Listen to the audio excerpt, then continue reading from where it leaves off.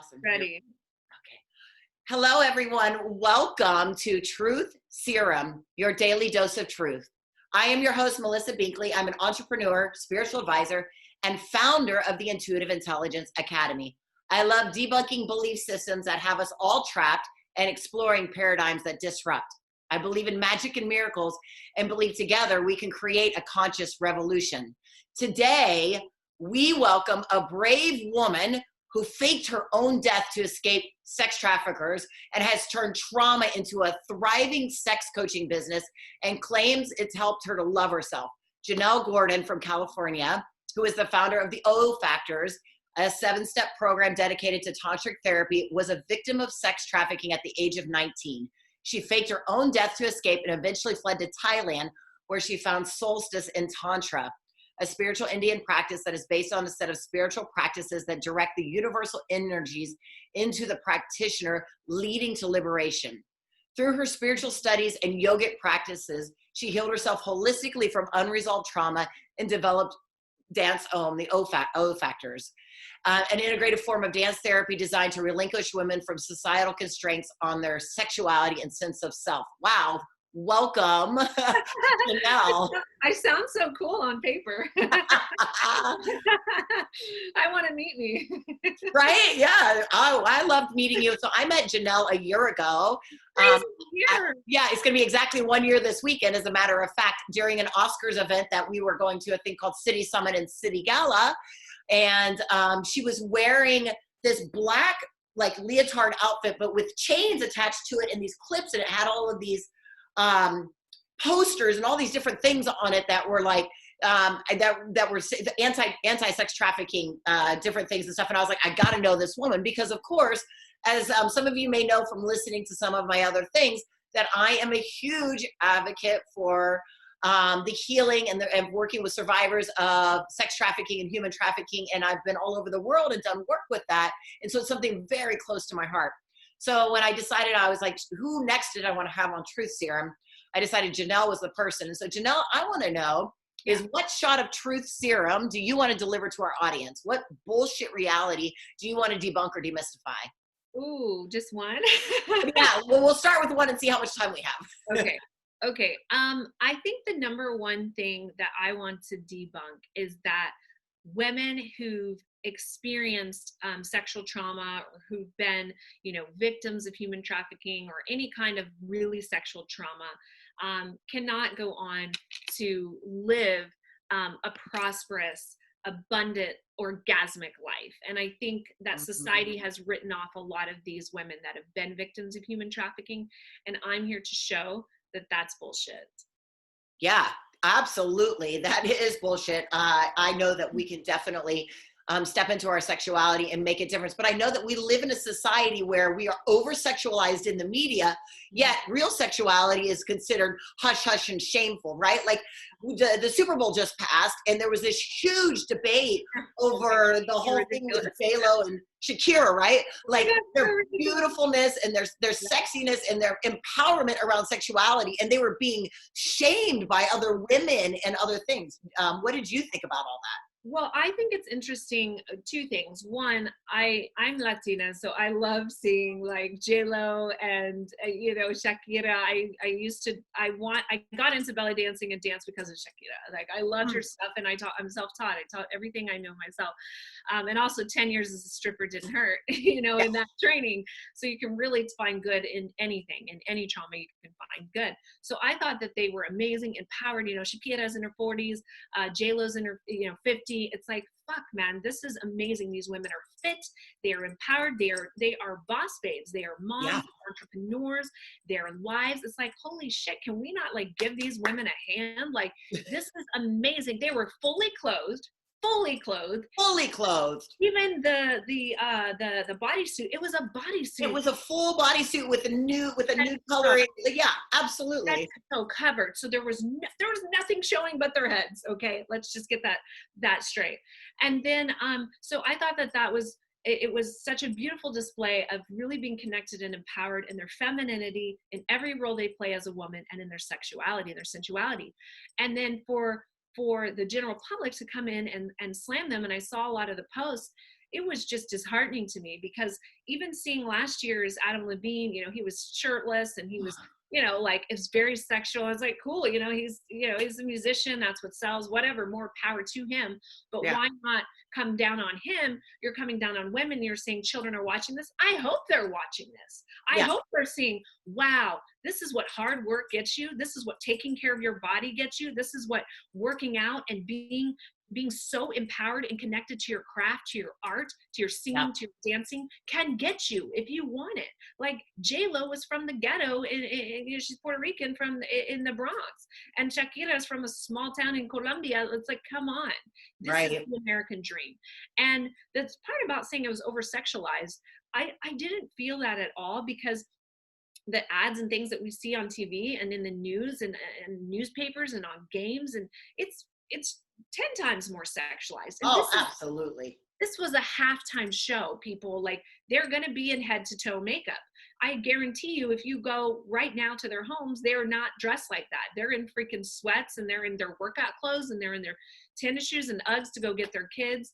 So the whole thing was ridiculous to me. And it's why we have issues around sexuality, and why we have issues like sex trafficking, because we have exploited sexuality, and then we've shamed women for actually being empowered in it, and for taking care of their body, and for being fit. And then we have twisted it, because now we've said it's wrong to be empowered. It's wrong. So we got to shove those sexual desires down, which was what makes the world of sex trafficking thrive.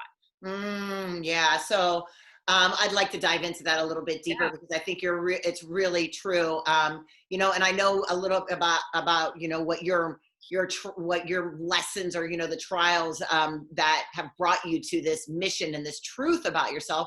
So could you share a little bit more? I just touched on it for a moment, a little bit about your experience and what happened that's brought you into what you're doing now.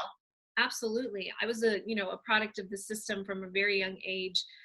Suffered physical and sexual abuse as a young child, which put me into the system. And I, was placed into a very well-meaning extremist Christian fundamental cult family. And so that only made matters worse. I was isolated from the rest of the world. I didn't receive a proper education or health care. And very quickly, I got picked up by my first trafficker at 19. I was a vet for a short time because I was lost after my first trafficker. I was used by that system as well, and I was discharged to a medical injury. And so now at this point, I can't even walk, and now I have no education and the trauma of my first trafficker. And then very quickly, I got picked up by my next. And long story short, ended up with my most dangerous trafficker in Vegas, where I was pimped out for 7 years in the Las Vegas strip clubs, in the adult pornographic online industry for a short time, trafficked all over the world, internationally, making a ton of money. So I wasn't trafficked at an area like I'm in, shitty hotels and walking the streets like some young women are subjected to. I was making $10,000 to $15,000 to $20,000 a week. This is a lot of money. And if you add that up over all the times, I've been a millionaire a million times over, but not by my, it was not my money. I was forced to give it to my pimp. And so one night in Vegas, I'm feeling hopeless, and I had just recovered from a really intense beating that left me with a concussion and strangulation marks around my neck. It was actually in Gladys Knight's neighborhood. If you know that performer, that's where I was basically left to die at 3 o'clock in the morning on the front porch.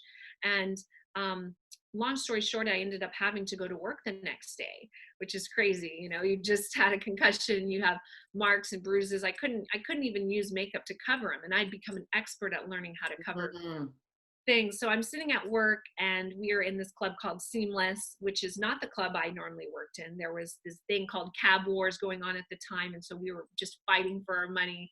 I had about $300 in my wallet. I needed about $3,000 to go home. And my colleague, had been working with me for 5 years, and she just looked over at me and noticed the marks, obviously, and noticed the bruises, and just said, listen, Gianna was my stage name. Don't you want to be happy?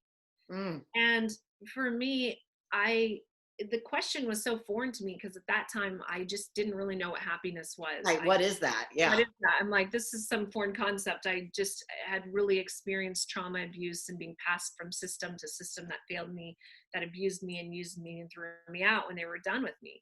And so I was curious, though. I really wanted to know what it was, because I knew I couldn't go back and endure another beating. So that was enough leverage that got me to fake my own death that night with my colleague, and was what was influential in getting me one step away from my trafficker. Now, we don't have enough time to go in through all of that, but long story short, I ended up in Texas and got involved very quickly with another one, because you always go home to what you know. A pain, abuse, and trauma is what you know all your life. You just end back up there, right? Yep. It's a cycle.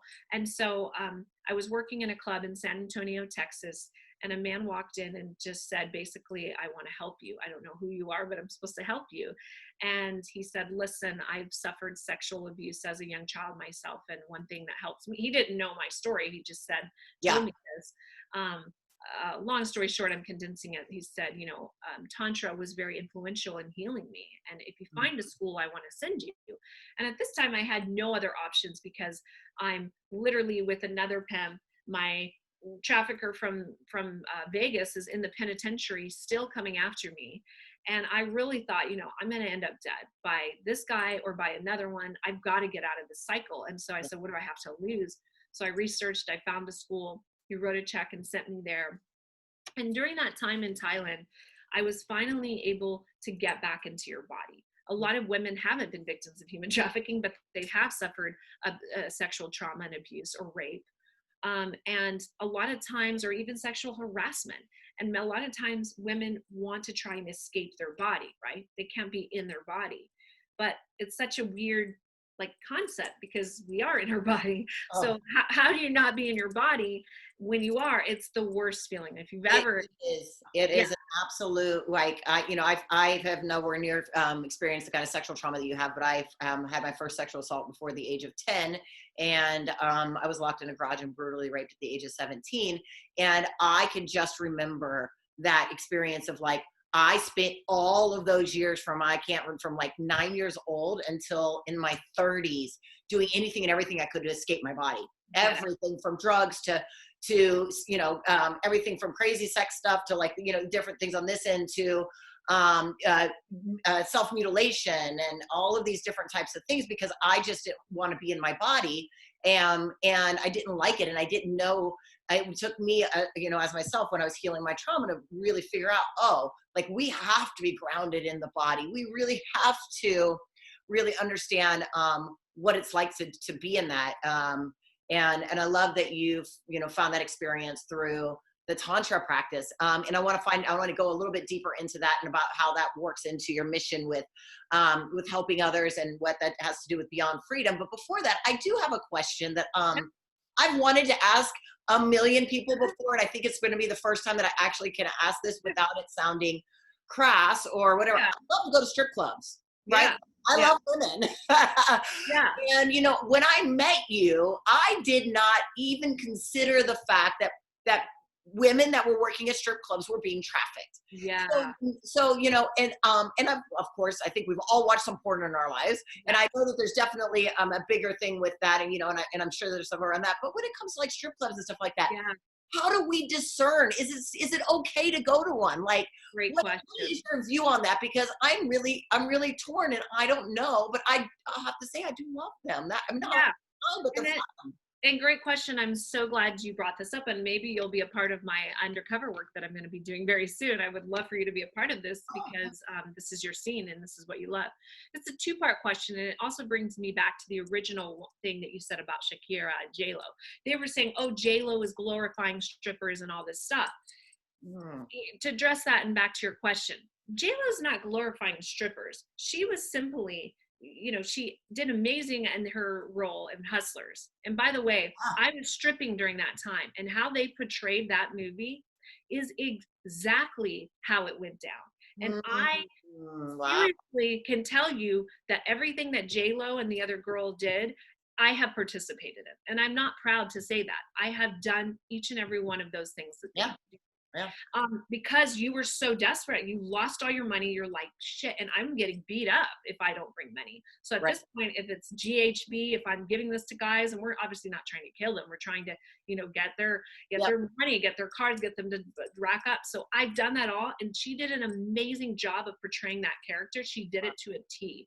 And so the strip pole is it's a great workout. Oh, And I agree. I can't do it. It kicks my butt. I've tried many times.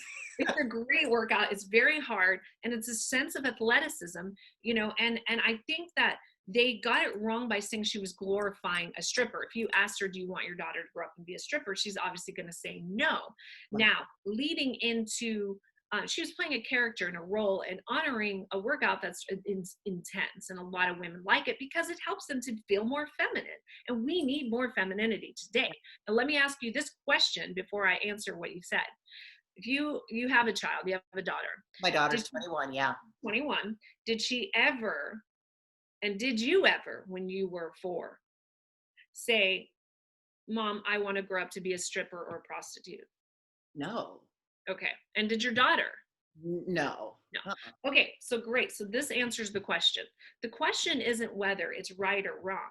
The question is, did we create this condition? And the answer is yes. We created this condition by how we view sexuality today and how we've exploited it. No young girl has ever in their life said, when I grow up, I want to grind on guys. Can I cuss on this? Yeah, go for it. Can I grind on guys' cock for a living?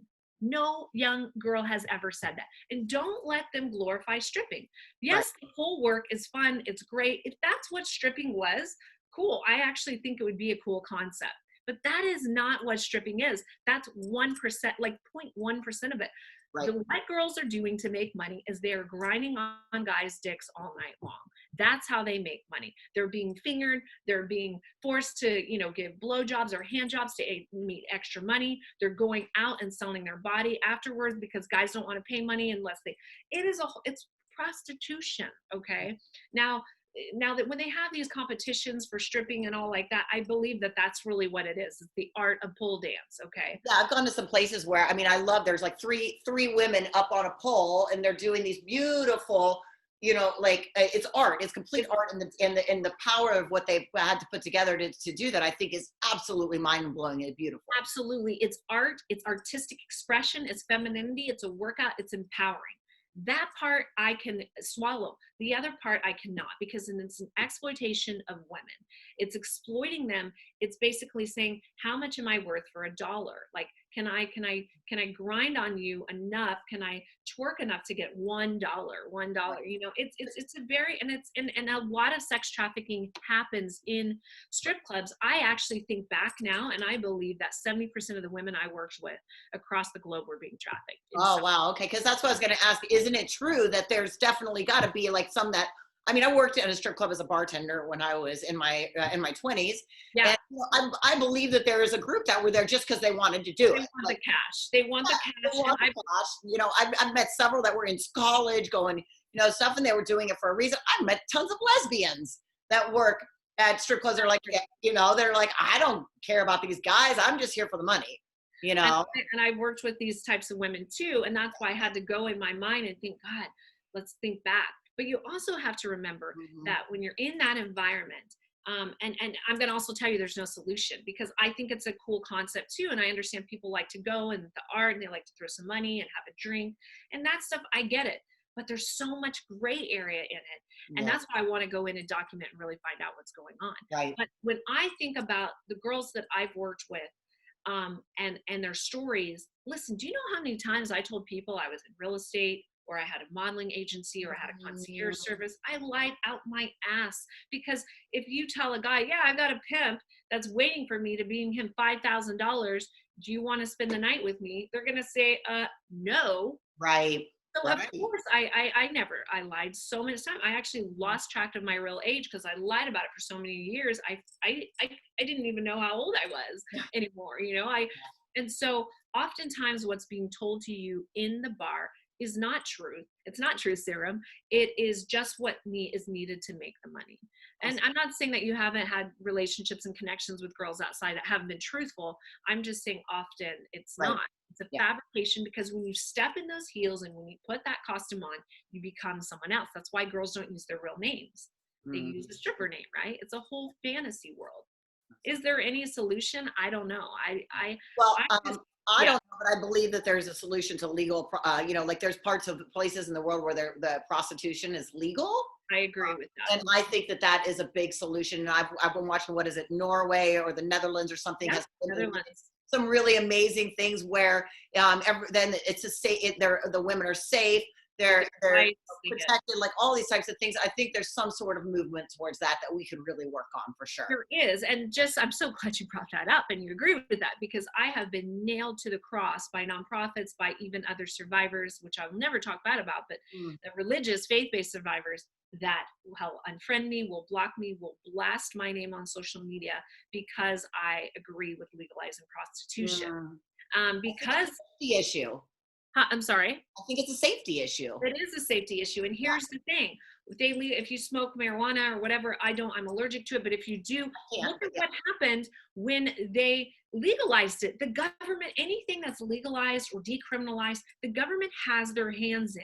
Does that mean that there's still not people out there selling weed under the table? Of course. Does that mean that if we legalize prostitution, that sex trafficking is going to go away? No. But what it does mean is that it's going to be a lot fucking harder, and that there's going to be a lot more laws in place. You're going to have to get a business license. You're going to have to pay taxes. You're going to have to jump through all these hoops, and it's going to be harder for pimps to run their organizations. And they're going to find out if there's minors that are being exploited because of all the red tape. So it can all end, like you said, there's rights for girls. They have, I've researched it. I've done papers on school for it. Every time I get asked to do a paper, I write on this.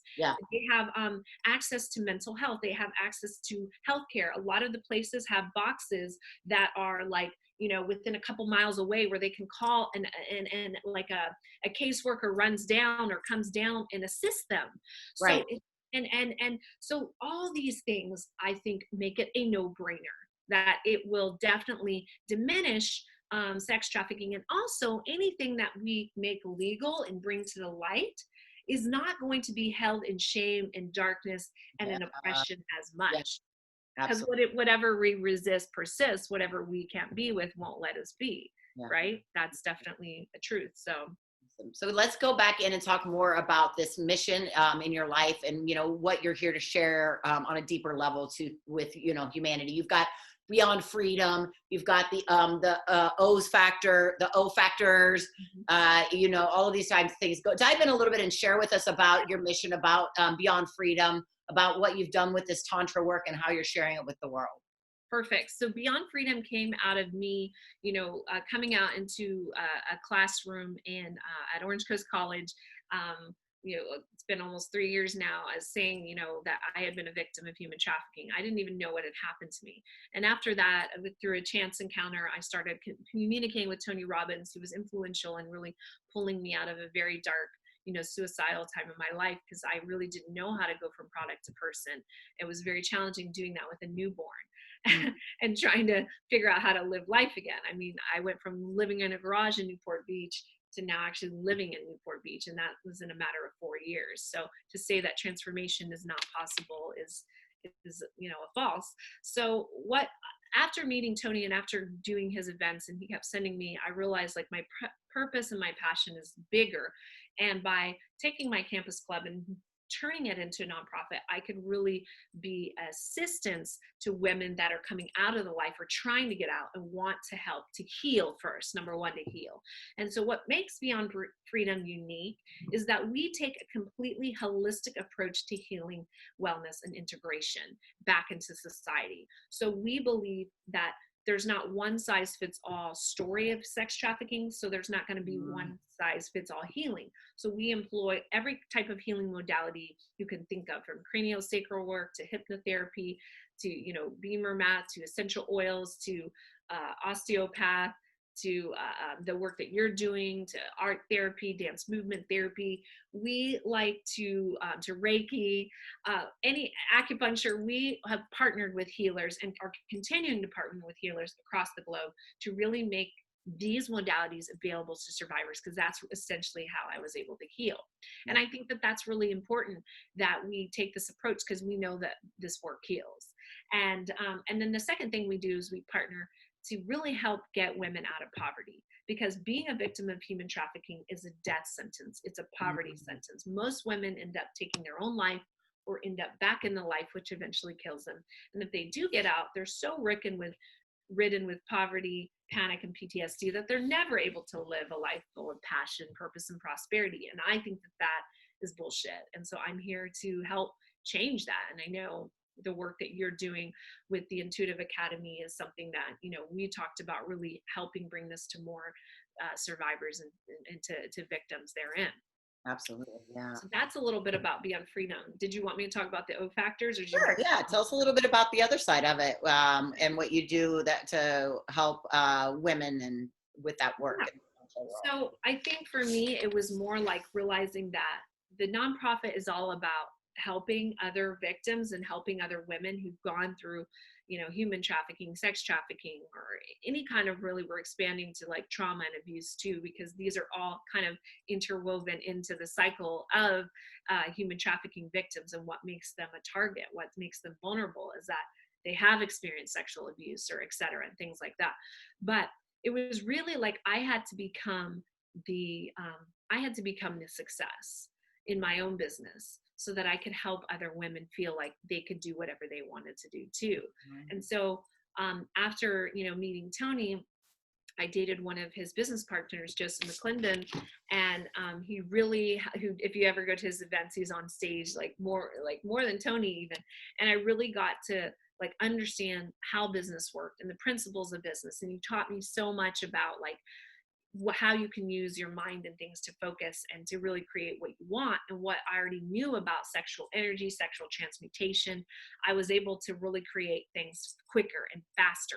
And I think that is what I want to help both women, but men and women with. So what I do with the O Factors is really helping people experience more connection and bliss while giving them tools to live an outstanding orgasmic life, which means more prosperity. Yeah. And we do that by really learning how to use energy, similar to what you do. But the sexual energy is where my emphasis and my focus is. So the number one thing we do is we just teach people how to connect with themselves, because we have lost that today. We're so in this technologically advanced society, but we have lost the sense of self-connection and the connection with other people. Intimacy, connection, touch, it's like a thing of the past. We don't do that. We swipe left, we swipe right, we're on Instagram, we're on Facebook.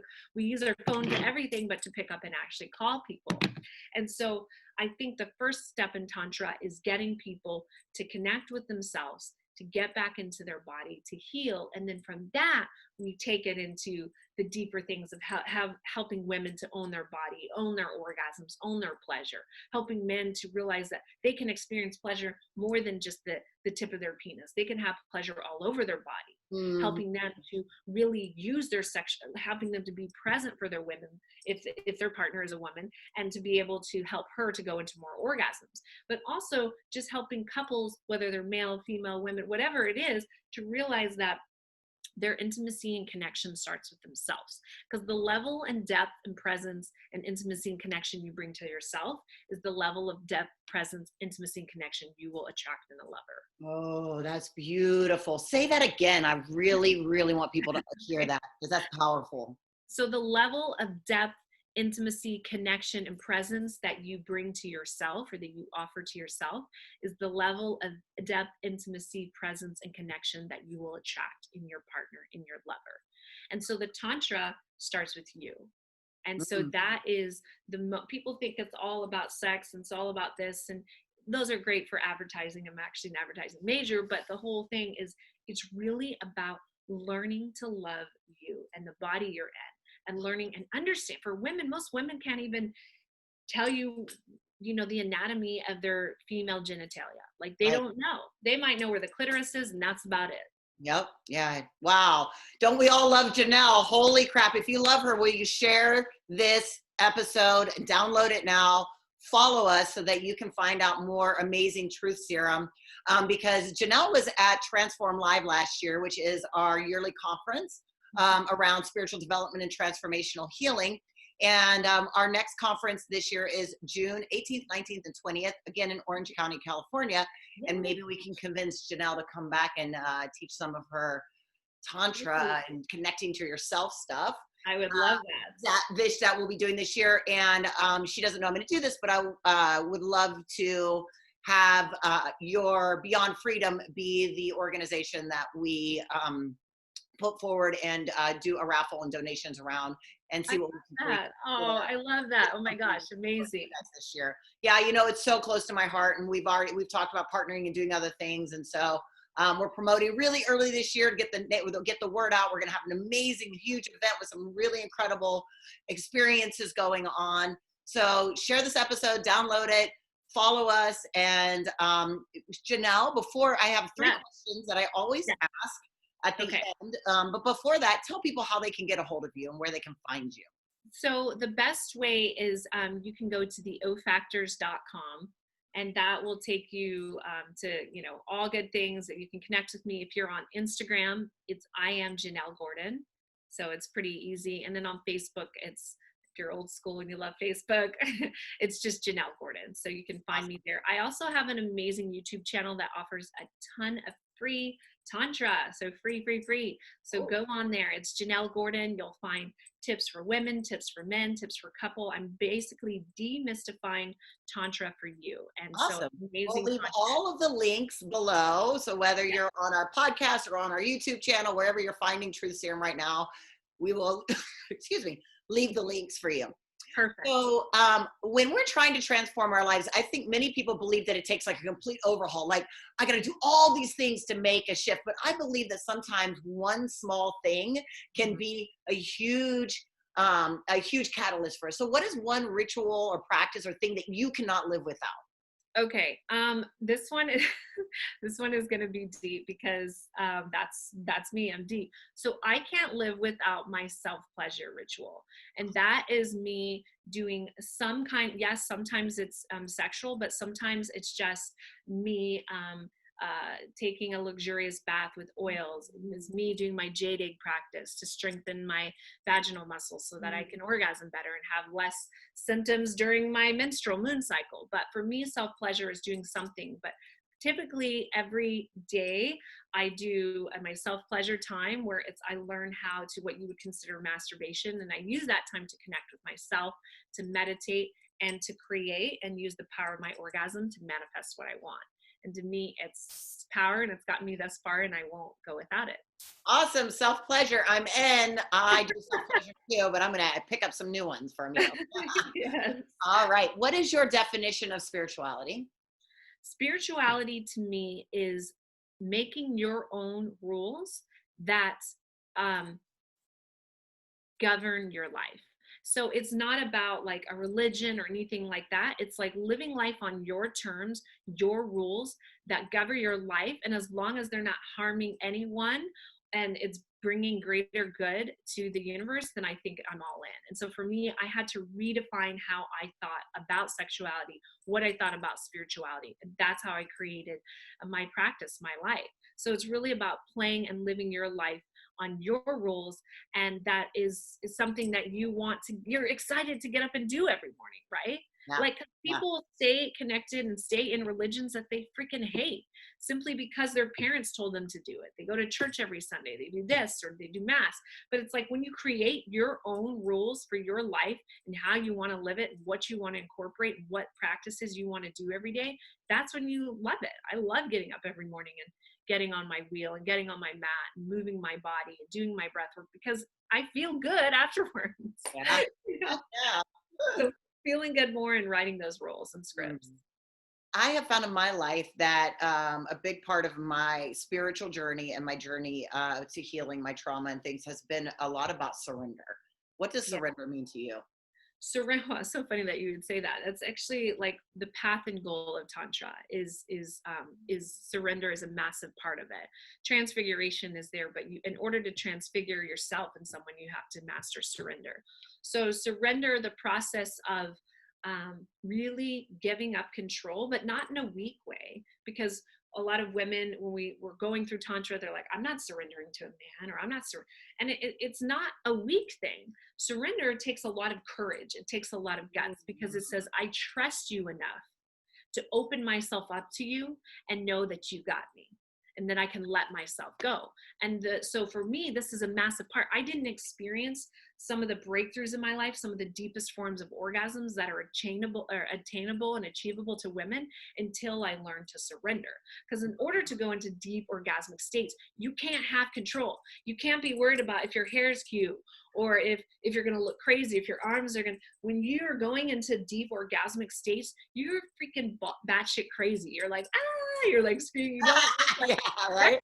But the surrender and the bliss that you experience after post, it's like, it's drugs. And so surrender to me is a massive part of my life. And when you know that you can't, the only thing that you can really control in every single moment is your breath, then you learn to just surrender to that breath and surrender. And when you go into deep states of meditation, it's scary sometimes. You're like, oh fuck, I'm gonna die, like this is the end, but the moment you just say surrender, I would say this, it would be my mantra, I surrender, I let go, I allow. And when you go there, it's bliss. Awesome.